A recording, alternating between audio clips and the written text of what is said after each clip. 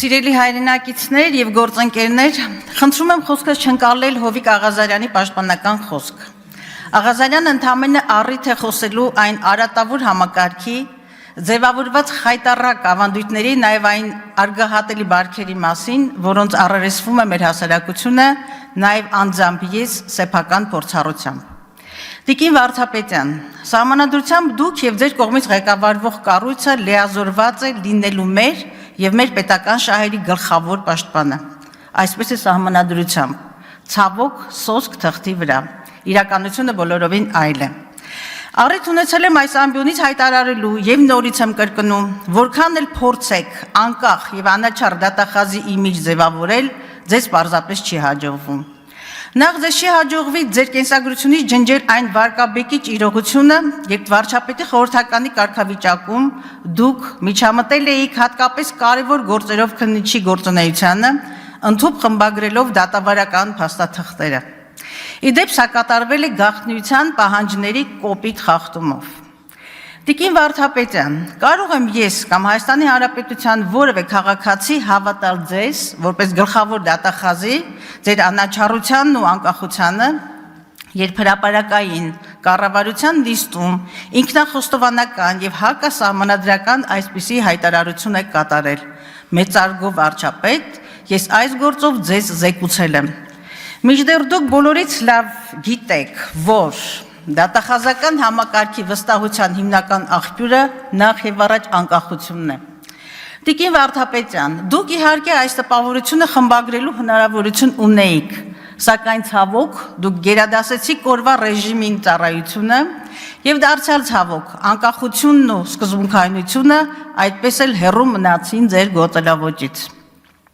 Այսօր դուք փորձում եք պատրանք ստեղծել, թե պայքարում եք հանուն հանրային բարիքի, օրենքի գերակայության, ինչը սոսկ հռետորաբանություն է։ Դուք պարզապես վարչապետի խորհրդականի աթոռը փոխել եք գլխավոր դատախազի աթոռով, շարունակելով իրականացնել վարչապետի հանձնակատարի առաքելությունը։ Ավելի քան ակնհայտ է, որ ձեր նշանակումը քաղաքական է։ Պայմանավորված քաղաքական մեծամասնության շահերը սպասարկելու պատրաստակամությամբ, նաև այդ թիմի արժեքային համակարգի հավատարմությամբ։ Հանցավոր լռությամբ դուք աչք եք փակում ամենաթողությունների, Հայաստանի Հանրապետության Սահմանադրության, օրենքների, մարդու իրավունքների կոպտագույն խախտումների վրա, երևույթներ, որոնք որևէ առերս չունեն ոչ պետական, ոչ էլ ազգային շահի հետ։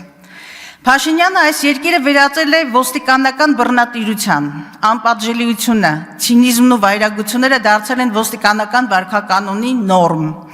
Կարմիր բերետավորները արդեն վաշտերով, ուղիղ եթերում, զանգվածային տեսարաններով եւ անկաշկանդ խոշտանգում են Հայաստանի Հանրապետության քաղաքացիների, այդ թվում ազգային ժողովի падգամավորների։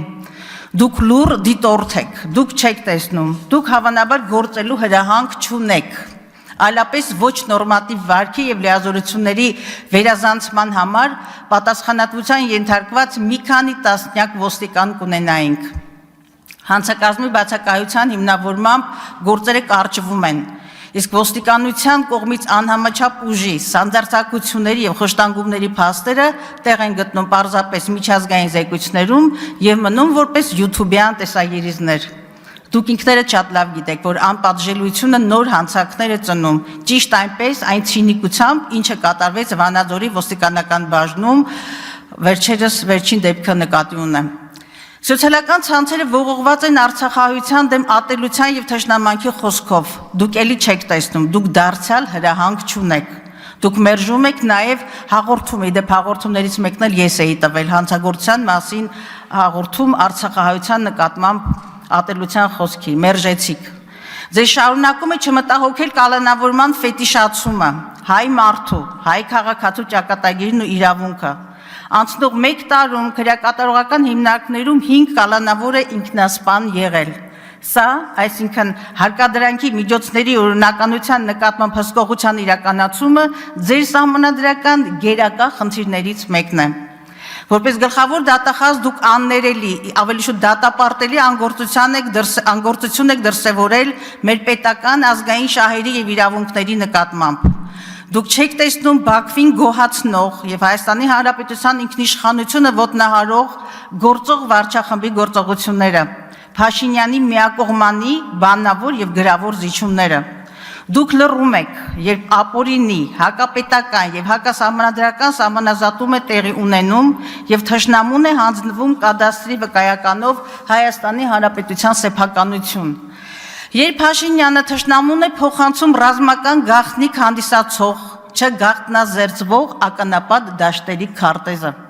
Երբ ադրբեջանական վերահսկողության են հանձնվում Հայաստանի Հանրապետության տարածքներ, սա պետական դավաճանություն է։ Իսկ դուք լռում եք օրվա իշխանության ճաշակով եւ ծառայամտությամբ։ Տիկին Վարդապետյան, ձեր քաղաքական լոյալությունը գին ունի։ Սա մեր հայրենիքի եւ պետականությանը հասցվող անդառնալի վնասն է։ Ձեր քաղաքական կախվածության եւ սելեկտիվ արդարադատության դրսևորումներից մեկն էլ այս Հովիկ Աղազարյան օպերացիան է։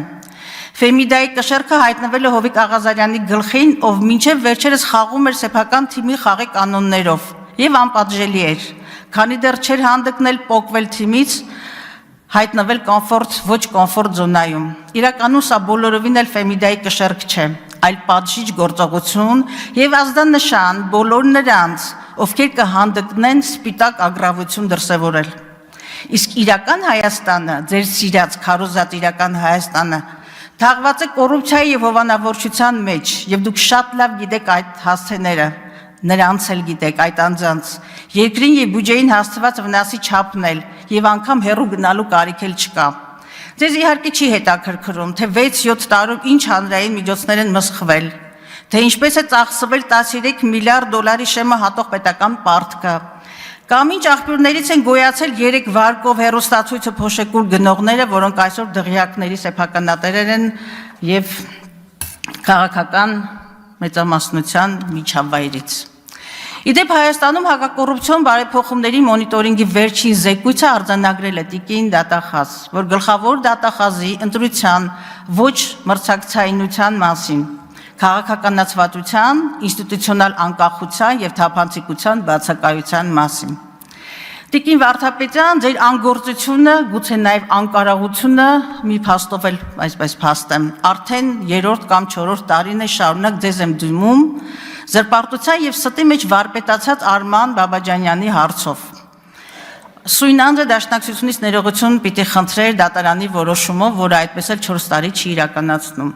Եվ Հայաստանի Հանրապետության անկարող ու խեղճ դատախազությունը նույնը բովանդակ իմ ոդիսական նամակին 4-5 նամակը արդեն դադարել եմ հաշվել, պատասխանում է նույն շաբլոնով, նույն անճարակ ու խղճուկ բառակույտով, թե զբաղվում ենք։ Սա արդեն զավեշտ չէ։ Սա պարզապես ոչ մի բանի մասին է տիկին Վարդապետյան, անգործություն, ոչ պրոֆեսիոնալիզմ, գուցե եւ քաղաքական կաշկանդվածություն, դժվարանում եմ հավատալ, թե դուք անձնական գորովանք ունեք այս անձի նկատմամբ։ Իդեպ տիկին Վարդապետյան, երբ ուսումնասիրում էի Աղազարյանի միջնորդագիրը, շատ հետաքրքիր մի բան արձանագրեցի, նկատեցի, որ դուք ռուսերենով եք ստորագրում։ Սա իհարկե ձեր ընտրությունն է կամ իրավունքն է։ Այնուամենայնիվ, բայց ստորագրությունը ինքնություն է, ինքնության դրսևորում է եւ մի տեսակ ուղղակի դժվարանում եմ պատկերացնել, որ մեր պետական շահի պաշտպանը օտարալիզու ստորագրություն ունի եւ այսպես աֆիլացված է այն քաղաքական թիմին, որը այլոց ռասասիրություն, չգիտեմ ինչ որ տենց գրեհիկ բառեր եք, ռասաստրուկություն դες բառեր եք օգտագործում։ Եվ այնուամենայնիվ, տիկին Վարդապետյան, անկախ այն բանից, թե որ լեզվով եք ստորագրում կամ ստորագրելու, որքան էլ փորձեք անցյալի ռևիզիայով կամ մեղավորներ նշանակելով շեղել հանրությանը, միևնույն է, գալու է ձեր կայացրած եւ հատկապես չկայացրած որոշումների համար պատասխան տալու ժամանակը։